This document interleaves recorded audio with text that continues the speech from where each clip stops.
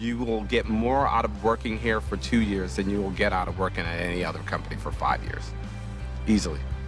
There's a lot of places you can find happiness. Work, when structured right, is one of the few places you can really find meaning. And I think what Apple gives the employees is the opportunity to be part of something really, really meaningful.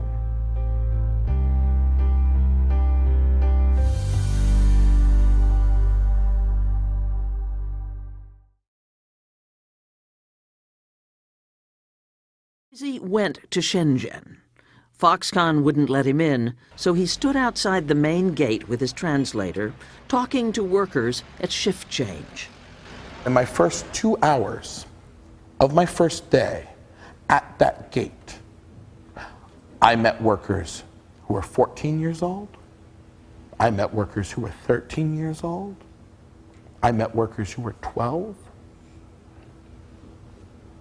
Do you really think Apple doesn't know?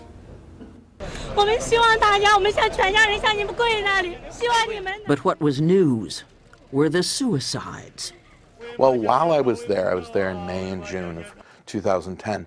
That's really at the peak of when the suicides were happening with kind of terrible regularity, where week after week workers would go up onto the roofs of these buildings and throw themselves off the building. Apple released a list of its major suppliers, and with it, its annual Supplier Responsibility Report, showing that in 2011, it conducted 80% more audits than in 2010. The company's Supplier Code of Conduct limits workers to a 60-hour, 6-day week. By Apple's own data, only 38% of its suppliers complied.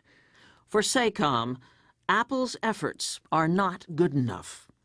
Every time when we sent report statements to them, we did not even get any reply. From this kind of experience, we think that Apple is almost the most arrogant company.